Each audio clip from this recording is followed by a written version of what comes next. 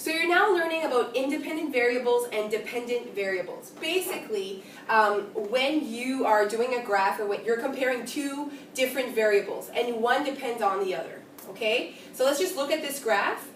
Basically, this graph represents the cost of a cell phone plan. The y-axis represents the cost, and the x-axis represents the time used beyond 300 minutes, okay? So then you have to start thinking, which one depends on the other one, okay? Would it be the cost of your cell phone plan depends on how long you're going to use it? Yes, okay? And so the cost depends. So that would be the dependent variable. So the cost here in money, and the independent variable would be the time.